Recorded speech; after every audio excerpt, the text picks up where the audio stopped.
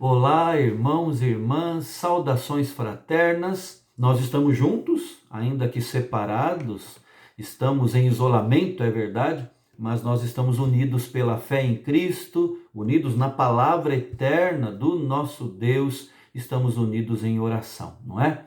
E como sempre nós temos pedido, participe do nosso chat, coloque ali os seus pedidos de oração para que nós possamos interceder uns pelos outros. Muito pode, por sua eficácia, a súplica dos justos, é o que dizem as Escrituras, e nós cremos nisso de todo o nosso coração. Iniciamos hoje mais uma semana em que nós teremos encontros de oração diários, né? Todas as noites, então esteja conosco e divulgue esse nosso momento de oração. Nosso objetivo, nosso único alvo é alcançar vidas.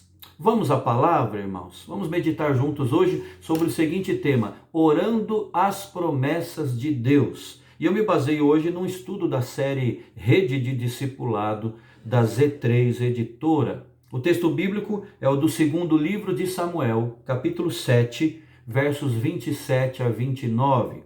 Segundo livro de Samuel, capítulo 7, versos 27 a 29, que nos dizem assim: Pois tu, ó Senhor dos exércitos, Deus de Israel, fizeste ao teu servo esta revelação, dizendo: edificar-te-ei casa. Por isso o teu servo se animou para fazer-te esta oração. Agora, pois, ó Senhor Deus, tu mesmo és Deus, e as tuas palavras são verdade, e tens prometido a teu servo este bem. Sê, pois, agora servido de abençoar a casa do teu servo, a fim de permanecer para sempre diante de ti, pois tu, ó Senhor Deus, o disseste, e com a tua bênção será para sempre. Bendita a casa do teu servo. Irmãos, o que é que nós devemos orar? Qual deve ser o conteúdo das nossas orações? Em outras palavras, o que deve servir de base? Devemos orar levando em conta o quê? Muitos podem responder que nós devemos orar segundo a vontade de Deus, ok? Mas onde é que está a vontade de Deus revelada para mim e para você? Na palavra do nosso Senhor, na sua palavra, nas escrituras sagradas. Então, se o mandamento é conhecer a palavra, é viver a palavra e é pregar a palavra, a conclusão lógica é que nós devemos também orar a palavra. Orar a palavra. Edward Legge, ao escrever o seu tratado sobre as promessas divinas, ele afirma que Deus nos ensina pela sua palavra, mediante mandamentos que exigem a nossa obediência, ameaças que refreiam a nossa desobediência e também através de promessas que confirmam a nossa obediência. E ele conclui: as promessas são a base de nossa esperança, são o objeto da nossa fé e são o princípio regulador da nossa oração. Então, irmãos, se Deus prometeu qualquer coisa e cremos naquele que prometeu, nós devemos orar sob a sua promessa, levando em conta as suas promessas. Uma promessa de Deus para nós, na sua palavra, revela a sua intenção, o seu propósito de executar o bem a nosso favor. Uma ameaça de Deus revela o mal que pode nos acontecer. Mas numa promessa, nós temos uma bênção que ele pretende, que ele quer nos dar. William Spurtoe diz o seguinte: a promessa é uma declaração da vontade de Deus, na qual ele indica quais coisas boas, específicas, livremente ele vai nos conceder e quais males ele vai remover. É interessante, irmãos, que quando nós olhamos para esse texto, segundo o livro de Samuel, capítulo 7, nós vemos o que é que animou Davi a orar ao Senhor. O verso 27 diz assim: Davi falando para Deus: Tu, ó Senhor dos exércitos, Deus de Israel, fizeste ao teu servo esta revelação, dizendo: edificar-te-ei casa. Por isso o teu servo se animou para fazer-te esta oração.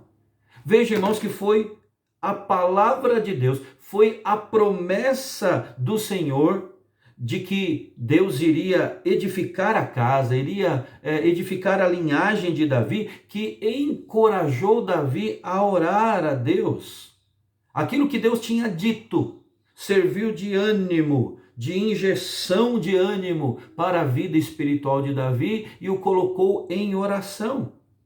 Qual foi o pedido que está aqui no conteúdo da oração que Davi fez e que nos ensina sobre isso, irmãos? O conteúdo é muito interessante isso. O conteúdo da oração do nosso irmão Davi, do passado, foi exatamente as promessas ou a promessa feita por Deus a ele.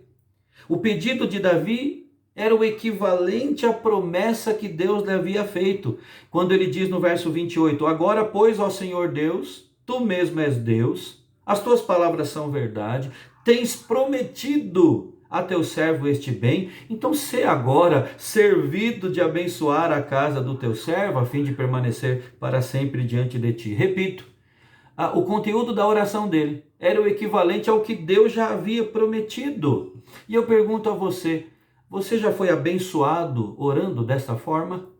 Orando as promessas da palavra de Deus? Levando em conta aquilo que Deus já prometeu, conforme está registrado na Escritura? Geralmente, irmãos, isso passa despercebido da nossa vida de oração e da maioria da vida de oração da maioria dos cristãos. Agora é interessante, irmãos, como em toda a Bíblia nós vemos que Deus nos dá garantias para orarmos com base nas suas promessas. E essas garantias são exatamente o cumprimento daquilo que ele nos prometeu. Leve em conta esses trechos bíblicos, esses textos. Vou citar aqui apenas 3, mas temos uma infinidade deles. Números 23:19 diz assim: Deus não é homem para que minta, nem filho de homem para que se arrependa. Porventura, tendo ele prometido, não o fará? Ou tendo falado, não o cumprirá? Também lemos em Josué capítulo 21, verso 45, nenhuma promessa falhou de todas as boas palavras que o Senhor falara à casa de Israel. Tudo se cumpriu, ou seja, garantia. Por que, irmãos, orar com base naquilo que Deus prometeu? Porque a garantia é que Deus vai cumprir. Tudo se cumpriu. Diz aqui o livro de Josué, ainda no mesmo livro, no capítulo 23, verso 14. Eis que já, são as palavras de Josué no final da sua jornada, no final da sua vida, e ele diz assim: eis que já hoje sigo pelo caminho de todos os da terra. E vós bem sabeis de todo o vosso coração e de toda a vossa alma, que nenhuma só palavra caiu de todas as boas palavras que falou de vós o Senhor vosso Deus. Todas vos sobrevieram, nenhuma delas falhou. Por que orarmos com base, levando em conta as promessas de Deus? Porque nenhuma delas falha. E temos ainda, irmãos, na palavra do Senhor, tantos outros textos, como eu disse. É verdade que a maior das promessas do Senhor é a promessa da salvação em Cristo, não é?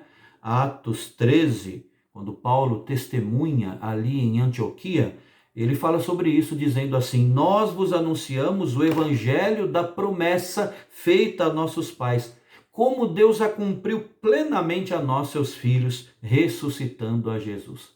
É que nós vivemos do lado de cá, né, irmãos? Depois da vinda do Salvador, mas antes da vinda do Salvador, muitos ansiavam, muitos aguardavam o cumprimento da promessa da vinda do Messias, a salvação na pessoa de Jesus, na sua vinda, na sua morte, na sua ressurreição. E agora Paulo dá testemunho dizendo assim que Deus cumpriu a maior das suas promessas, a salvação no seu Filho, a salvação em Jesus. Agora, irmãos, eu quero caminhar para a última parte da minha palavra, dizendo o seguinte: nós então devemos levar em conta as promessas de Deus, as que ele já fez, estão registradas na Escritura, na nossa vida de oração. Devemos orar confiantemente as promessas de Deus.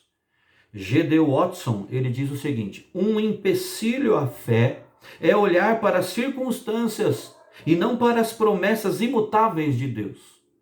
Nesses dias de crise, nesses dias de reclusão, por causa da pandemia, do coronavírus, nós devemos trazer isso para muito perto de nós, não é? Não devemos olhar para as circunstâncias, mas para aquilo que Deus já prometeu. São as promessas imutáveis do nosso Deus. Isso não muda, irmãos, porque o próprio Deus não muda, não é? As promessas de Deus são relevantes para a nossa vida diária. Tudo então que nós precisamos está disponível nas promessas divinas, irmãos. Charles Spurgeon disse: rogo-vos que não trateis as promessas do Senhor como antiguidades numa exposição. Deveis antes usá-las diariamente como fonte de consolação, como fonte de confiança contínua no Senhor em tempos de provação. E um dado estatístico para nós terminarmos a nossa breve mensagem hoje, é que nós devemos, como falamos já, orar, ou melhor, a nossa oração deve estar baseada nas promessas da palavra de Deus. E olha aqui só, que coisa interessante, só pensarmos rapidamente, estatisticamente falando. A Bíblia tem 31.173 versículos. 23.214 no Antigo Testamento, 7.959 no Novo Testamento. A maioria desses versículos, irmãos, apresenta uma promessa de Deus.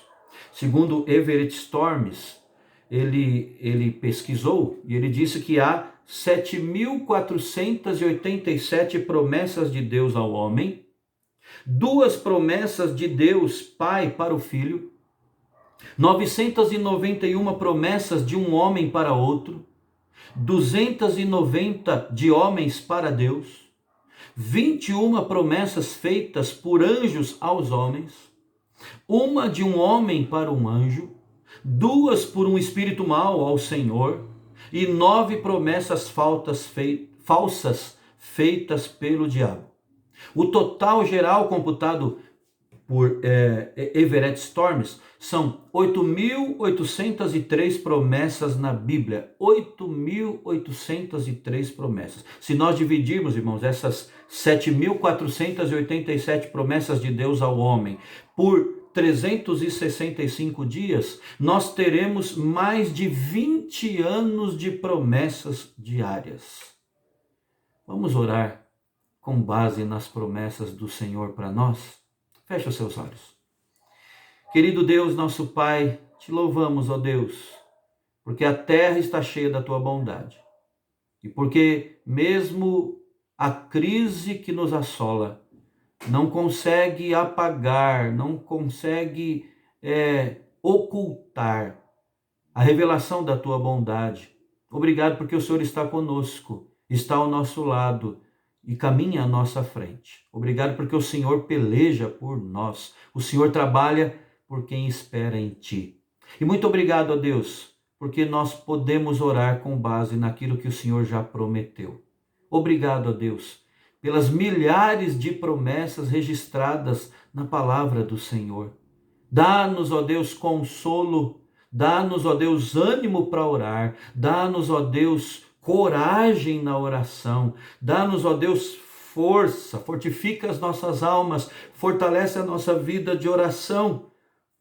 Ao olharmos para as promessas do Senhor na Escritura Sagrada. E que mesmo, ó Deus, nesses dias de incerteza, as promessas do Senhor estejam nos injetando ânimo, dia após dia. Faz-nos, ó Deus, aprender esta lição da tua palavra, que nós devemos orar, levando em conta as promessas do Senhor. É a nossa oração em nome de Jesus. Amém. Amém. Meus irmãos, nós agora vamos encerrar a transmissão. Você já sabe como é que funciona, né? É hora agora das nossas famílias estarem em oração. Que bendito privilégio Deus tem nos dado. Oremos então baseados nas promessas do nosso Deus. Um fraterno abraço virtual em todos vocês e até amanhã, se Deus quiser. Deus os abençoe em tudo.